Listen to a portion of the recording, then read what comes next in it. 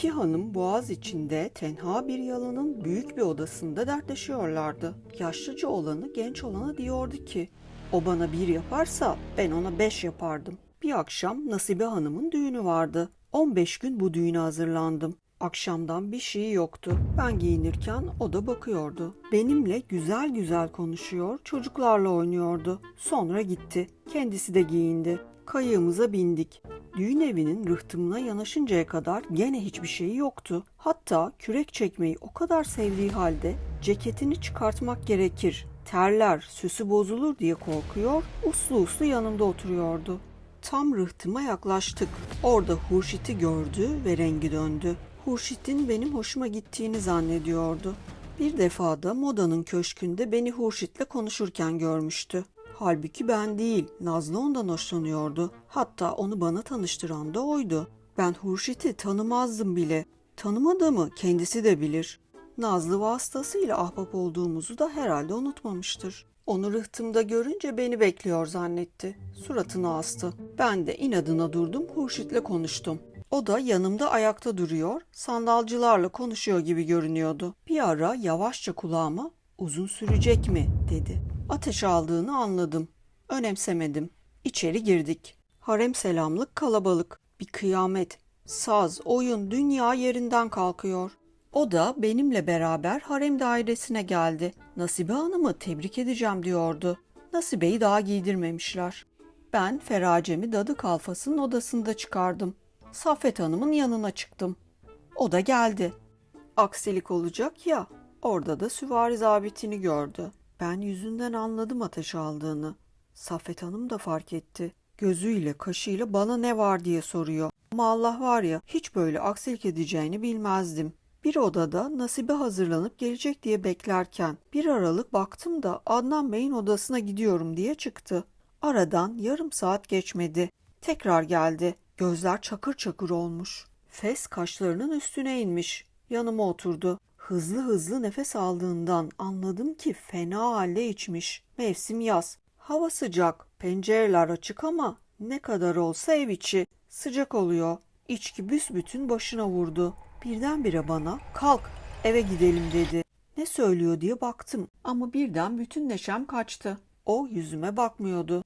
"Ne diyorsun?" diye sordum. Bir müddet hiç ses çıkarmadan oturdu. Sonra gözlerini gözlerime dikerek "Eve gidelim. Eğer büyük bir rezalet çıkmasını istemezsen kalk, eve gideceğiz." Ben işin ciddiyetini anlayarak derhal değiştim. "Ne oldu? Biri bir şey mi söyledi?" "Hayır, hiçbir şey olmadı. Keyfim öyle istiyor. Eve gideceğiz." "Nasıl olur? Eşe dosta rezil oluruz." "Hayır, gideceğiz. Daha ziyade rezil olmak istemezsen hemen kalk, gidiyoruz." Kendisi kalktı. Kapıya doğru yürüdü. Ben de arkasından kalktım. Çünkü bıraksam olmaz. Bilirim muhakkak bir rezalet çıkarır. Kapıdan çıkınca durdu. Geniş soluk alıyordu. "Canım, Allah aşkına ne yapıyorsun? Çocuk musun? Rezil oluruz. Bu kadar emek, zahmet hazırlandım." Ben yalvararak söyledikçe o sanki hoşlanıyordu. "Rica ederim, bu konuda hiç söz istemem. Ya hazırlanırsın gideriz yahut bu gece burada büyük bir rezalet çıkaracağım, bitti." "Madem ki böyle bir fikrin vardı, neden beni buraya kadar getirdin? Sen kendini bilmiyorsun. 2 çocuk anası oldun, kendini hala Mısır'daki kız zannediyorsun." Bizim sözümüz uzayınca birden Saffet kapıyı açtı, yanımıza geldi. "Ne oluyor Allah aşkına? Neniz var?" Ben işin iç yüzünü daha ziyade açıklamasından korkarak "Hiç, biz bu akşam..." Ancak sözümü bitiremeden "Saffet Hanım, bizim hanım biraz rahatsızlandı." Ben de "Biz eve gideceğiz, bu kadar." Hanımla onu konuşuyorduk. Saffet şaşırdı. "Aman iki gözüm, Servet Bey, nasıl olur?" demeye kalmadan o kısa kesti. "Olur olur Saffet Hanım, Nasibe'nin gözlerinden öperiz" dedi. Ben anladım ki çaresiz gideceğiz. O zaman nasıl çaresiz olduğumu bilemezsin. Hiddetten gözlerimde yaşlar kurudu. Elim ayağım buz kesti. Feraceyi giydim. Yalıdan çıktık. Uşaklar, ahçılar, herkes bize hayretle bakıyor. Rıhtıma gittik. Bizim kayık, kayıkçılar hiçbiri yok. Ya çekip gitmişler ya içip bir kenarda sızmışlar. Yayan karadan gideceğiz. Yüzüne baktım. Belli ki beni cezalandırmak için yapıyor. Ancak tabiatını bilirim. Ses çıkarmadım, yürüdüm. Az yol mu? Hem yolda yola benzese, ayağımda beyaz iskarpinlerle. Ancak dişimi sıktım. Bir söz söylemeden eve geldik. Sadece içeri girip kapıyı da kapayınca, artık o halde ben senden bunun acısını nasıl çıkarırım? Çıkardım da. Ölünceye kadar elin çocuğunu çocuğum diye besledi durdu. Yaşlıca hanım gözlerini hala intikam ateşiyle yanarak genç hanımın gözlerinin içine baktı. Öteki gülerek, "İlahi Nüset Hanım, o bir zamanmış.